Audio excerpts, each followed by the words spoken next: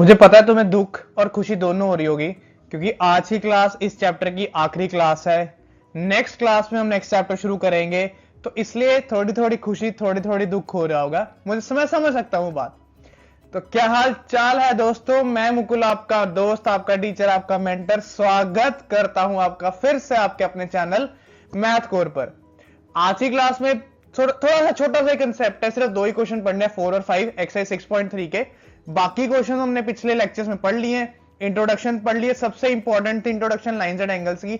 अगर आप में से किसी ने स्किप करी है, जाइए, मैंने लिंक डिस्क्रिप्शन बॉक्स में अभी खास करके आपके लिए डाला है, जाके देखिए, वो स्किप नहीं करनी। और उससे पहले के जितने चैप्टर हैं वो भी मैं वहां पर डाल चुका हूं।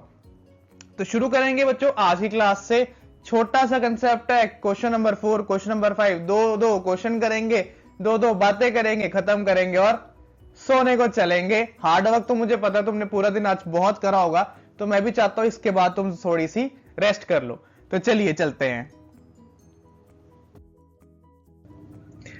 लीजिए जी, आज का हमारा पहला क्वेश्चन है, if A B is parallel to C D. कहता है ए बी और सी डी है आपस में पैरेलल, ये वाली लाइन और ये वाली लाइन आपस में पैरेलल है।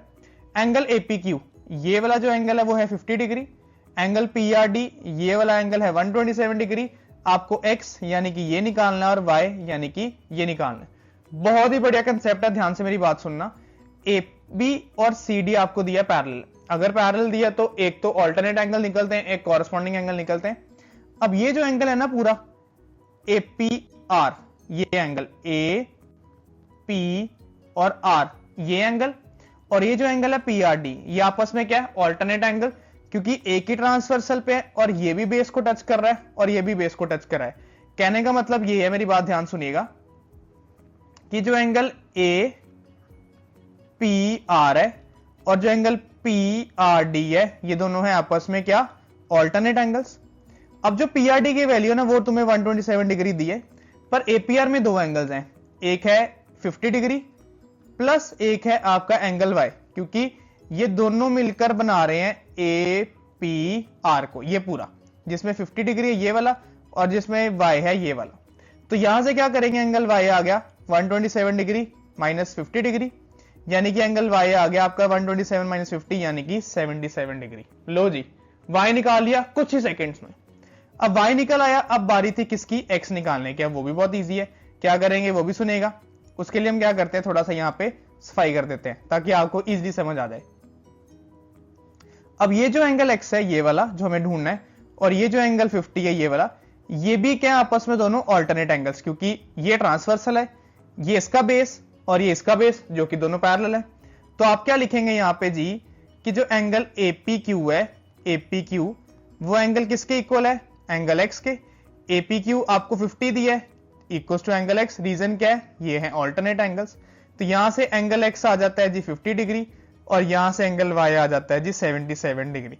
तो इस तरह से हमने क्या करा, एंगल एक्स और एंगल वाई दोनों फाइंड आउट कर लिए। सुनिएगा मेरी बात, ये जो एंगल था ये वाला और ये जो एंगल था ये दोनों आपस में ऑल्टरनेट थे। उसके बाद ये पूरा एंगल और ये पूरा एंगल आपस में ऑल्टरनेट थे, दोनों ऑल्टरनेट थे, खत्म कर दिया, चल दिए आगे। चलिए जी सुनिएगा आगे। अब नेक्स्ट क्वेश्चन जो है ना, ये इतना इंपॉर्टेंट नहीं है, पर प्रॉब्लम क्या है कि पेपर में वैसे बहुत कम आता है, पर मैं चाहता हूं फिर भी तुम कर लो।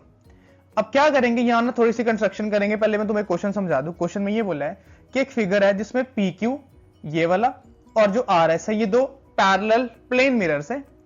जब ए से एक रे निकलती है वो बी पे टच करती है, रिफ्लेक्ट होके सी पे जाती है, फिर रिफ्लेक्ट होके डी पे जाती है, यानी कि एंगल ऑफ इंसिडेंस और एंगल ऑफ रिफ्रैक्शन वाला केस है।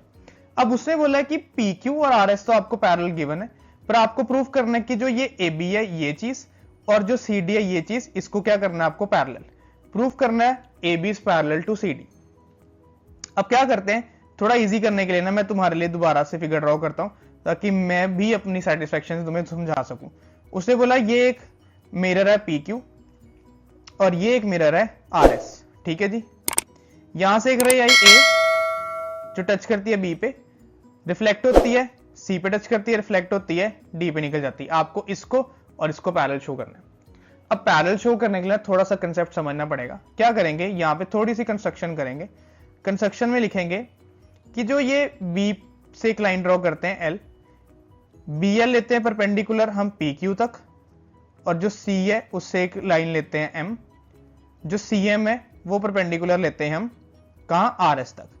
अब सी एम और बी एल आपस में परपेंडिकुलर है, एक दूसरे बेस पे एक दूसरे बेस पे, यानी कि स्ट्रेट लाइन है। इसका मतलब क्या हुआ कि जो बी एल और सी एम है ये आपस में पैरेलल भी हुए, क्योंकि ये ऐसे ऐसे बन रहे हैं, यानी कि सामने सामने बन रहे हैं और इक्वल हाइट्स भी होंगे, क्योंकि दोनों पैरेलल लाइंस की वो जो डिफरेंस है डेफिनेट होगा, यानी कि ये दोनों आपस में क्या है, पैरेलल मान लिया। अब सुनिएगा मेरी बात आगे, अगर ये दोनों लाइंस पैरेलल ना, तो ये जो अंदर वाला एंगल है यानी कि ये, और ये जो अंदर वाला एंगल है यानी कि ये, इसको एंगल 1 नेम कर देते हैं, इसको एंगल 2 नेम कर देते हैं।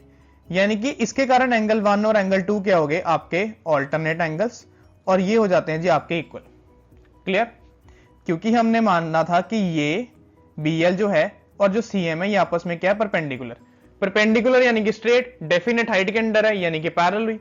अगर पैरेलल है तो इसका मतलब क्या हुआ कि इनकी जो आपस में वो है, अगर पैरेलल है तो क्या हुआ, ऑल्टरनेट जो एंगल्स है वो इक्वल है।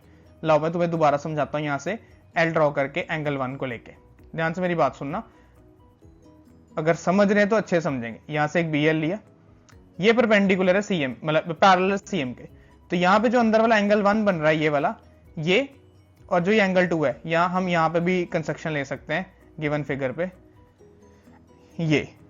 ये जो है BL और ये जो है CM। BL का ये वाला एंगल 1 और CM का ये वाला एंगल 2, ये दोनों आपस में बराबर है। ठीक है, यहीं से समझ लेते हैं। ठीक है, मान लिया। अब यहां अगर ये पैरेलल हैं तो हमने कंस्ट्रक्शन में क्या लिया था कि जो BL है वो परपेंडिकुलर है किसके, PQ के, और जो CM है वो परपेंडिकुलर है किसके, RS के। अगर ये परपेंडिकुलर है तो आपस में पैरेलल है क्योंकि इनकी हाइट्स इक्वल है, तो देयरफॉर BL और CM के आगे आपस में पैरेलल है। और अगर ये पैरेलल है तो एंगल 1 एंगल 2 के इक्वल हो गया, because these were alternate angles. ठीक है जी, मान लिया। उसके बाद क्या करा, अब सुनना आगे अब मेरी बात आगे सुनेगा। ये जो रे AB है ना, ये क्या है, इंसिडेंस रे, यानी कि ये इस पे गिर रही है। अगर ये इंसिडेंस रे है तो इसका मतलब हुआ ये रिफ्लेक्ट भी हो रही है। तो आपने साइंस में कंसेप्ट पढ़ा है कि जो एंगल ऑफ इंसिडेंस होता है वो एंगल ऑफ रिफ्लेक्शन के क्या होता है, इक्वल। आपने कंसेप्ट पढ़ा है, जैसे यहां पे BL था ना, यहां पे एंगल 1 था, यहां पे CM था, यहां पे एंगल 2 था, यहां पे एंगल 3 ले लेते हैं और यहां पे एंगल 4 ले लेते हैं। अब मेरी बात ध्यान सुनना आगे। ये जो एंगल 3 है इंसिडेंस का यानी कि I है, और ये जो एंगल 1 है ये रिफ्लेक्शन का यानी कि ये R है। अब तुम्हें पता है कि जो एंगल I होता है वह एंगल R के इक्वल होता है। इसका मतलब हुआ कि एंगल 3 एंगल 1 के बराबर है। इसको मान लेते हैं इक्वेशन 2, बिकॉज रीजन क्या था कि angle of incidence is equals to किसके, एंगल ऑफ रिफ्लेक्शन के। जो इंसिडेंस होता है वो रिफ्लेक्शन के इक्वल है, यानी एंगल 3 एंगल 1 के इक्वल। यहां पे हमने एंगल 1 को एंगल 2 के इक्वल किया था, इसको इक्वेशन 1 ले लेते हैं। ठीक है जी, अब बढ़ते हैं आगे। उसके बाद एंगल 2 है वो फिर से इंसिडेंस है क्योंकि गिर रहा है, और एंगल 4 है वो रिफ्लेक्शन है क्योंकि जा रहा है। इसका मतलब ये हुआ कि जो एंगल 2 है वो इक्वल है एंगल 4 के। Equation number 3, this is same reason, incidence equal to reflection. अब 3 1 के इक्वल आ गया, इंसिडेंस रिफ्लेक्शन के इक्वल, 2 4 के इक्वल आ गया, इंसिडेंस रिफ्लेक्शन के इक्वल, और एंगल 1 2 के इक्वल आ गया, बिकॉज ये ऑल्टरनेट एंगल्स थे। तो उसके बाद आप यहां पे लिखेंगे ऑन कंपेयरिंग इक्वेशन 1 2 एंड 3। जब आप तीनों इक्वेशंस कंपेयर करोगे तो उससे ये आएगा, जैसे 1 और 2 कंपेयर करेंगे, इक्वेशन 1 और 2, यहां पे एंगल 1 है, यहां पे एंगल 1 हट जाएगा तो 2 3 के इक्वल आ जाएगा। सुनिएगा आगे, फिर यहां पे एंगल कौन सा था, 2 है, और यहां पे एंगल 2 है, ये भी कट जाएगा तो एंगल 1 आ जाएगा एंगल 4 के इक्वल। इसका मतलब ये हुआ कि जो हमारे दोनों बाहर के एंगल्स हैं वो आपस में क्या आ जाएंगे, बराबर। एंगल 4 ये वाला, और एंगल 1 नहीं 3 आएगा यहां पे, एक सेकंड, यहां पे 1 नहीं आना, यहां पे एंगल 3 आना है।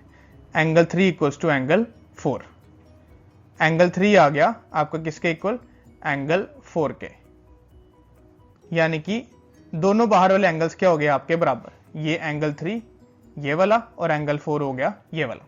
ठीक है जी, इन शॉर्ट में आपको स्टोरी समझाता हूं कि क्या करा, ध्यान से मेरी बात सुनना। अब यहां पे क्या किया, सबसे पहले हमने क्या करा, एंगल 1 को एंगल 2 के इक्वल किया, ऑल्टरनेट एंगल्स, इसको इक्वेशन 1 ले लिया।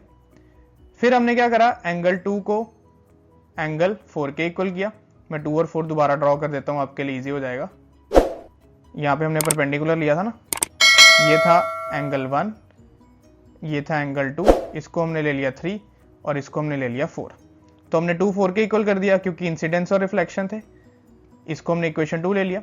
फिर हमने एंगल 1 और 3 इक्वल कर दिया, सेम रीजन, इंसिडेंस और रिफ्लेक्शन। जब इन सबको कंपेयर करा इक्वेशन 1 2 और 3 को, तो यहां से क्या होता है, जो एंगल 3 है ना वो एंगल 4 के इक्वल आ जाता है, यानी कि ये वाला बाहर वाला एंगल और ये वाला बाहर वाला एंगल आपस में बराबर, इसको नेम कर देते हैं इक्वेशन नंबर 4। अब यहां से ध्यान सुनना, जो हमने इक्वेशन 1 में निकाला, जो हमने इक्वेशन 4 में निकाला ना, इन दोनों को क्या करना है, इनकी एडिशन करनी है।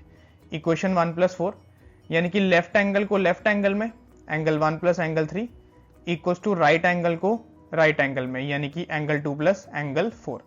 अब कई सोचेंगे जी एंगल 1 + 3 क्या बन गया एंगल 4, नहीं जी, वो पूरा बन जाता है आपका angle ABC। And similarly angle 2 + 4 पूरा बन जाता है आपका एंगल BCD। और इसी तरह से अगर आपने ये पूरा एंगल और ये पूरा एंगल क्या कर दिया है, बराबर कर दिया है, तो if alternate angles are equal, क्योंकि Z बना रहे हैं, Z पे अगर ऑल्टरनेट एंगल्स इक्वल हो जाते हैं तो क्या हो जाता है, लाइंस हो जाती हैं आपकी पैरेलल। इफ ऑल्टरनेट एंगल्स आप इक्वल कर लेते हो तो जिन भी लाइंस के बीच में लाई करती हैं वो क्या हो जाती हैं, आपस में पैरेलल। दोबारा से मेरी बात सुनिएगा, सबसे पहले हमने पैरेलल लिया BL और CM को, एंगल 1 और एंगल 2 इक्वल करे ऑल्टरनेट एंगल्स, उसको एक इक्वेशन मान लिया। फिर हमने एंगल 1 और 3 इक्वल करा क्योंकि इंसिडेंस और रिफ्लेक्शन इक्वल थे। फिर हमने एंगल 2 और एंगल 4 इक्वल करा क्योंकि वो भी इंसिडेंस और रिफ्लेक्शन थे। जब तीनों को कंपेयर किया तो ये बाहर वाला एंगल और ये बाहर वाला एंगल इक्वल आ गया। उसके बाद हमने क्या करा, जो हमारा रिजल्ट आया यानी कि एंगल 3 एंगल 4 के इक्वल और एंगल 1 = 2 जो ऑल्टरनेट था, उन दोनों को ऐड करा। एडिशन करने पे क्या बना, फुल एंगल बन गया ABC और BCD। और अगर फुल एंगल बन गया, यानी कि मैं अगर तुम्हें हाईलाइट करके दिखाऊं, ये वाला, ये फुल एंगल बन गया था, ये वाला फुल और ये वाला फुल, और बाय नेचर ये क्या थे, आपस में ऑल्टरनेट एंगल्स। और अगर ऑल्टरनेट एंगल्स बनते हैं तो लाइंस आपकी क्या बन जाती हैं, पैरेलल। तो इसके साथ आपका चैप्टर 6 हो जाता है समाप्त। आप अच्छे से पिछली वीडियोस देखिएगा, चैनल पे नए हैं तो प्लीज चैनल को सब्सक्राइब करिएगा, वीडियोस को शेयर करिएगा, अच्छे से पढ़ेगा। मिलेंगे हम नेक्स्ट चैप्टर में, तब तक के लिए अपना ध्यान रखिए, पढ़ाई पे ध्यान दीजिए।